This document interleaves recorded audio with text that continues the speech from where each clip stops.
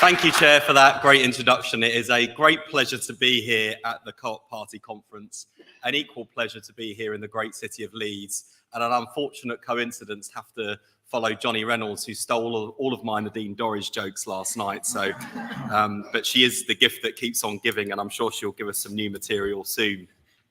Leeds is a great city, in part because of the city we see around us today and the way it continues to grow and expand in every way possible and imaginable, but also because of its place in our movement's history. Home to progressive heroes from Hugh Gateskill to Alice Bacon, Dennis Healey to Britain's first woman Chancellor of the Exchequer, Rachel Reeves. And I'm proud to be a member of the Co-operative Party and proud of the shared values that bind our two parties together. Indeed, British socialism owes much to cooperative ideals.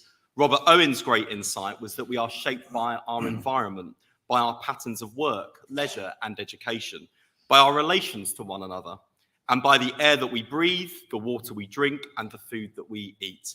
Crime, poverty, disease, poor mental health, these things are not natural, nor self-inflicted, nor the product of deficient character or intrinsic flaws. Owen said that if we can live differently, we can live better, in a new harmony with nature, with our buildings, with our workplaces, and with each other.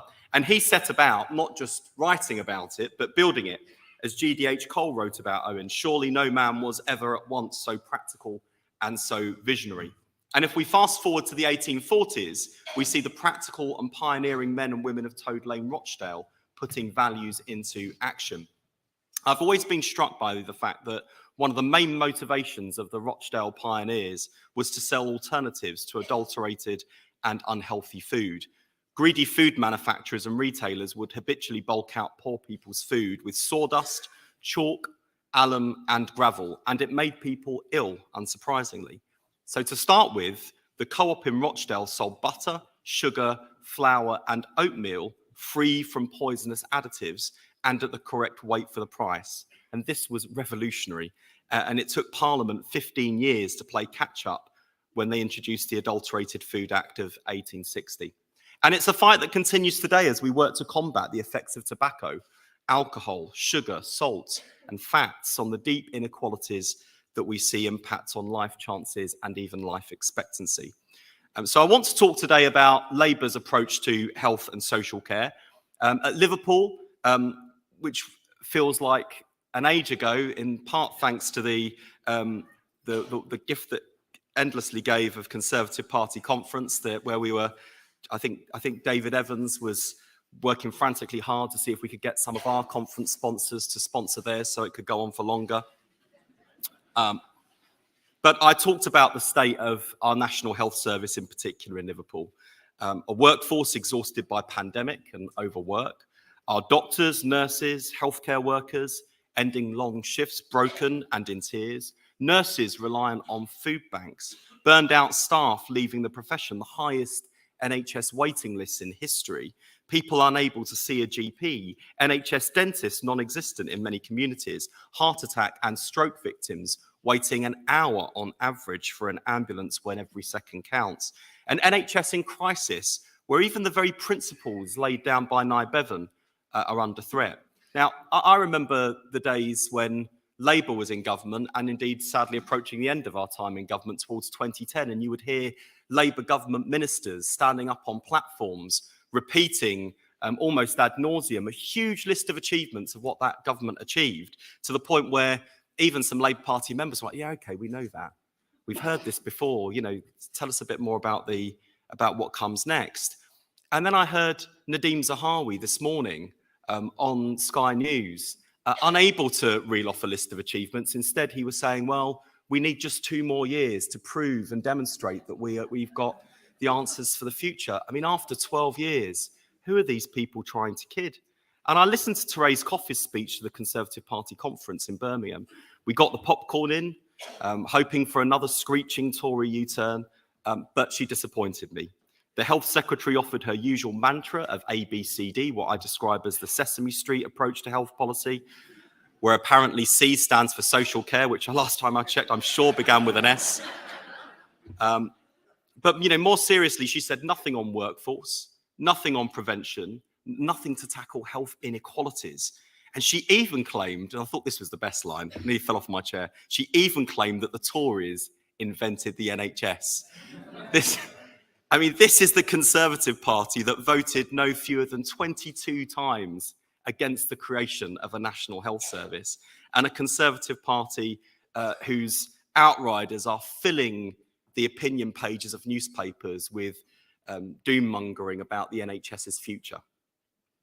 So Therese Coffey's grasp of history is as weak as her grasp of health policy. And like lightweight Liz, she seems to be pleased about the fact that she's offering a GP appointment within 2 weeks, as if this is some great new offer, when under Labour, we guaranteed GP appointments within 2 days. And then just when I thought it couldn't get worse, Liz Truss came along to lower expectations once more. And she made the astonishing announcement that the Conservatives would offer urgent care on the same day. Now, the whole point of urgent care, and I'm not a doctor, but the whole point of urgent care, I thought, was that it's urgent and it can't wait until tomorrow. And if you're having severe chest pains or headaches and you can't breathe, you need treatment now, not in several hours.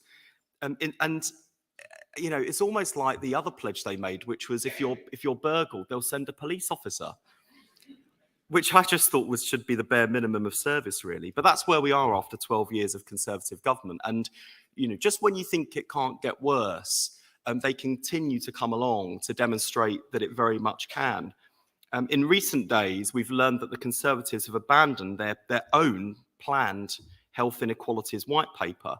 And at their NHS England board meeting this week, NHS leaders warned of cuts to cancer, mental health, and primary care services.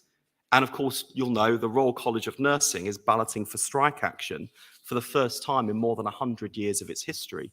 That's how bad things are. So the NHS needs fundamental change and modernisation. And the challenge that will face the incoming Labour government after the next general election will be even greater than the challenge that faced those entering power for the first time in 1997. 12 years of Conservative government have left the NHS without the doctors and nurses it needs to treat patients on time. Volunteers can help us through this winter with things like the Jabs Army, if the Conservatives can be bothered to mobilise them. But the fact is that we need to tackle the root causes of the crisis in the NHS. And in the last 12 years, the health of the nation has gotten worse, but the health of the poorest communities has disproportionately worsened, affecting even life expectancy. Men born in the poorest areas of the country are now expected to live almost 10 years less than the richest areas, and women 8 years less. So I'm more determined than ever to tackle head-on the health inequalities that should shame us as a society. So the next Labour government will agree a 10-year plan of change and modernisation for the NHS to rescue and revitalise the National Health Service, to shift care from hospital to the community, to embrace the scientific and technological revolution, to shift from patch-up to prevention, ensuring we live longer and are healthy for longer, whether you come from the leafy suburbs or the bustling inner city like me. And as I've told the Tories time and time again, without a plan for the workforce, you don't have a plan for the NHS. And that's why I'm delighted.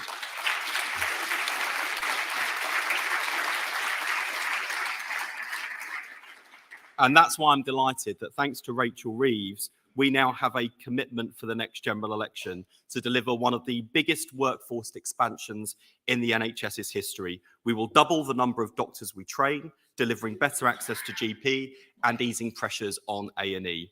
Our plan to recruit 8,500 mental health professionals and place mental health support in every school will ease pressure on hospitals and relieve mental health crises down the line. Our commitment to deliver better pay, terms and conditions for care workers will reduce the 400,000 delayed discharges every month. And since we've got that big commitment, which Rachel discussed in her speech and Johnny Reynolds reaffirmed last night, to double the size of the cooperative sector in Britain, let's deliver more cooperation in social care with more co-op providers in that sector, transforming social care for older and disabled people, the first steps on the road to a national care service.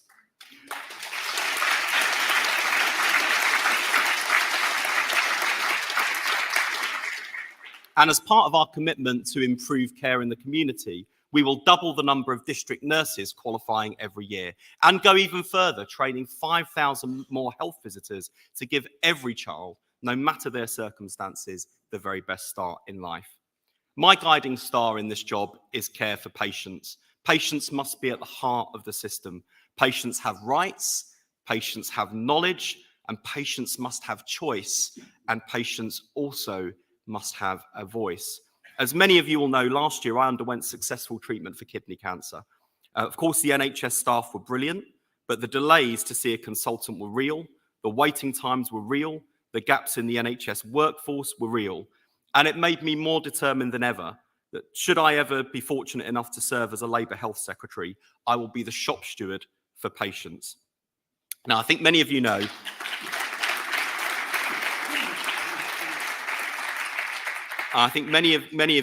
that I am a moderniser by instinct and by action. Labour created the NHS in the 1940s. Labour must recreate the NHS for the 2040s and beyond. The possibilities of healthcare technology outstrip our imaginations. We already see some of it in action. Robots conducting surgery, as I experienced last year, drones to deliver blood supplies, 3D printing of orthopedic implants. And the nature of our health needs has transformed since the 1940s. So, for example, our understanding of mental illness, cancer, genetics, and many other areas has significantly improved over the last 60 years. Just imagine how medical science will improve over the next 60. And the biggest prize of all is the advance in genomics and the data revolution that will enable us to transform our model of care from one that diagnoses and treats illness to one that can predict and prevent it. Think about how revolutionary that would be.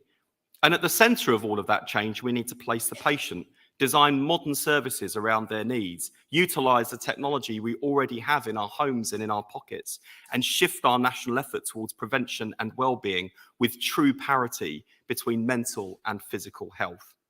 And the values underpinning our NHS remain: the best available care, free at the point of need, delivered irrespective of ability to pay. No bills, no insurance certificates, no two-tier services for rich and for poor.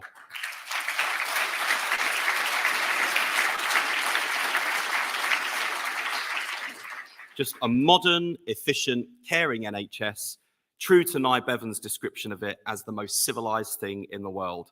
That's why I will fight tooth and nail against the pessimistic, ideological dogma being spouted on the right by the likes of David Davis, that we can't afford a publicly funded NHS free at the point of use any longer, as if something that were possible in the last century is now impossible in this, as if we should just get used to managed decline, as if things can only get worse. Well, the cavalry is coming with Labour.